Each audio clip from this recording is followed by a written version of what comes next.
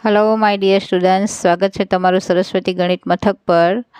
આપણે આજે જોવાના છે 4th ચેપ્ટર દ્વિઘાત સમીકરણ, ક્વોડ્રેટિક ઇક્વેશન્સ. તો આજે આપણે દ્વિઘાત સમીકરણનું થોડું ઇન્ટ્રોડક્શન મેળવી લઈએ અને ત્યાર પછી એના સૂત્રની ચર્ચા કરીશું, જે ખૂબ ઇમ્પોર્ટન્ટ સૂત્ર છે.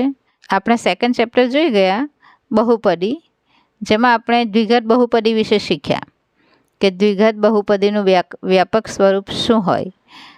તો જોઈએ ax² + bx + c, જ્યાં a ડઝન્ટ ઇક્વલ 0 આ છે દ્વિઘાત બહુપદીનું વ્યાપક સ્વરૂપ. abc એ શું છે? કોઈક અચળાંક છે, એટલે કે x² નો સહગુણક a છે, x નો સહગુણક b અને c અચળ પદ. જો દરેક આપણી પાસે એક બહુપદી છે 5x² + 4x + 6, તો અહીંયા આની સાથે આને સરખાવીએ આ દ્વિઘાત બહુપદી સાથે, તો a બરાબર છે આપણી પાસે 5, b બરાબર છે 4 અને c બરાબર છે 6. a5 b4 c6 આને કહેવાય દ્વિઘાત બહુપદી. હવે એ જ દ્વિઘાત બહુપદી બરાબર આપણે એનું મૂલ્ય જો 0 લઈએ, એટલે કે ax² + bx + c = 0, તો એ બની જાય છે દ્વિઘાત સમીકરણ. તો દ્વિઘાત સમીકરણનું વ્યાપક સ્વરૂપ શું છે? ax² + bx + c = 0 where a doesn't equal 0. જ્યાં abc વાસ્તવિક સંખ્યાઓ છે અને ચલ xમાં દ્વિઘાત સમીકરણ આને કહેવાય છે. જો ચલ yમાં દ્વિઘાત સમીકરણ હોય તો એ થાય ay² + by + c = 0. એટલે આપણે શીખવાનું છે ચલ એક્સમાં દ્વિઘાત સમીકરણ. આખા ચેપ્ટરમાં એક જ ચલ આપણે લીધો છે એક્સ. હવે દ્વિઘાત બહુપદીના શૂન્ય, આપણે જે દ્વિઘાત બહુપદી છે એના શૂન્ય આપણે 2nd ચેપ્ટરમાં શોધી ગયા. કેવી રીતે શૂન્ય શોધવાના, શૂન્યનો સરવાળો શું, શૂન્યનો ગુણાકાર શું, એનું સૂત્ર શું, એ બધું આપણે શીખી ગયા. તો એ શૂન્યો જે દ્વિઘાત બહુપદીના અને દ્વિઘાત સમીકરણ એના બીજ બંને સમાન હોય. કઈ રીતે? તો આપણે દ્વિઘાત બહુપદીના શૂન્ય કઈ રીતે શોધતા હતા? એનું મૂલ્ય 0 લઈને. જે બહુપદી છે, ધારો કે આપણે આના શૂન્ય શોધવા છે 5x² + 4x + 6, તો શું કરતા હતા?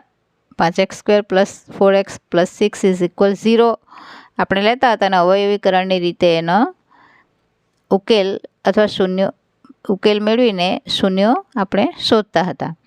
તો એ જ સેમ પ્રોસેસ દ્વિઘાત સમીકરણમાં કરવાની છે, કેમ કે દ્વિઘાત સમીકરણમાં ઓલરેડી એના બરાબર 0 છે જ, એટલે એના બીજ અને બહુપદીના શૂન્યો એ વસ્તુ સમાન હોય છે. તો દ્વિઘાત બહુપદીના શૂન્યો અથવા તો દ્વિઘાત સમીકરણના બીજ એ શોધવાની બે રીત છે. તો કઈ રીત છે? અવયવીકરણની રીત અને બીજી રીત છે દ્વિઘાત સૂત્રની રીત. જે અવયવીકરણની રીત આપણે બહુપદીના ચેપ્ટરમાં જોઈ ગયા. હવે દ્વિઘાત સૂત્રની રીત, તો દ્વિઘાત સૂત્ર કયું છે? આપણું દ્વિઘાત સમીકરણ હોય ax² + bx + c = 0. એના બીજ કયા હોઈ શકે? ખબર છે આપણને કે મેક્સિમમ 2 બીજ મળે દ્વિઘાત દ્વિઘાત સમીકરણના. તો આપણે એ 2 બીજ -b ± √b² - 4ac/2a આ સમીકરણના 2 બીજ છે. આને કહેવાય દ્વિઘાત સૂત્ર. -b +√b² - 4ac/2a અને -b -√b² - 4ac/2a આ 2 બીજ મળે. તો આમાં √b² - 4ac છે, તો b² - 4ac એ શું છે? વિવેચક કહેવાય એને. એનું મૂલ્ય 0 અથવા 0થી મોટું હોવું જોઈએ, તો જ સમીકરણના બીજ મળે. તો એ માટેની કેટલીક કન્ડિશન છે તે આપણે જોઈએ. દ્વિઘાત સમીકરણ ax² + bx + c = 0 માં નંબર 1, જો b² - 4ac > 0, તો દ્વિઘાત સમીકરણને 2 ભિન્ન વાસ્તવિક બીજ મળે. ખાસ ધ્યાન રાખજો. એટલે કે > 0 મીન્સ કે ધન, 0થી મોટું મૂલ્ય મળે એટલે કે ધન મળે.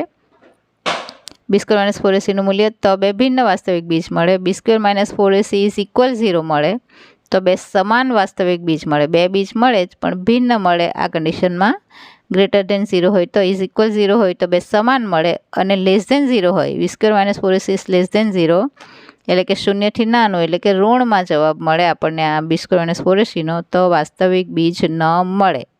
ધ્યાનમાં રાખવાનું છે. જો ધનમાં જવાબ મળે તો બે ભિન્ન, શૂન્ય જ મળે તો બે સમાન વાસ્તવિક બીજ, અને જો ઋણમાં જવાબ મળે તો વાસ્તવિક બીજ ન મળે. દ્વિઘાત સૂત્ર જે આપણે જોયું એ કોણે પ્રસ્થાપિત કર્યું હતું? શ્રીધર આચાર્યએ દ્વિઘાત સૂત્ર પ્રસ્થાપિત કર્યું. તમને 1 માર્ક્સમાં આ વસ્તુ પૂછાઈ શકે. ઈસવીસન 1025ની અંદર દ્વિઘાત સૂત્ર પ્રસ્થાપિત કરવાનું શ્રેય આપણા ભારતીય આચાર્ય શ્રીધર આચાર્યને ફાળે જાય છે.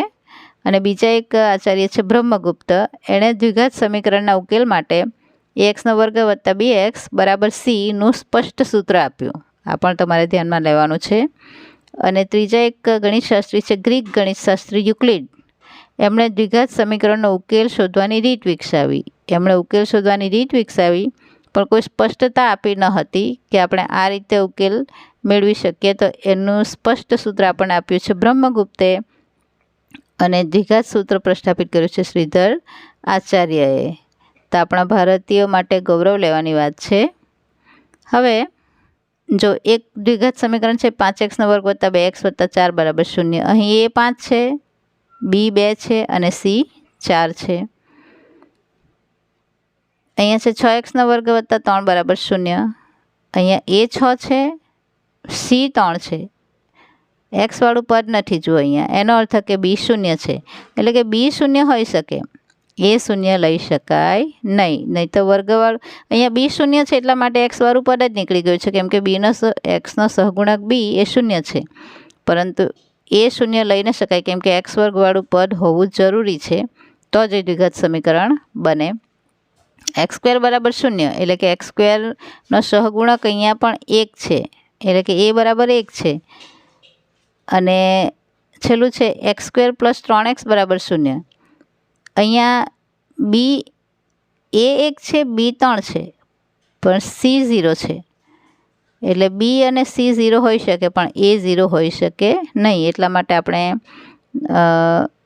વ્યાપક સ્વરૂપમાં લખેલું હોય કે x² + bx + c = 0, જ્યાં a doesn't equal 0. તો આ આપણે સૂત્ર જોયા અને એનું ઇન્ટ્રોડક્શન મેળવ્યું. હવે આગળના વિડીયોમાં આપણે સ્વાધ્યાય 4.1નો પહેલો પ્રશ્નની ચર્ચા કરીશું. એમાં 8 પ્રશ્ન છે, એટલા માટે ખૂબ લાંબો વિડીયો થશે. તો ત્યાં સુધી આવજો વિદ્યાર્થી મિત્રો. જો તમને કંઈ પણ સમજ ન પડે તો કમેન્ટ બોક્સમાં જરૂરથી જણાવજો.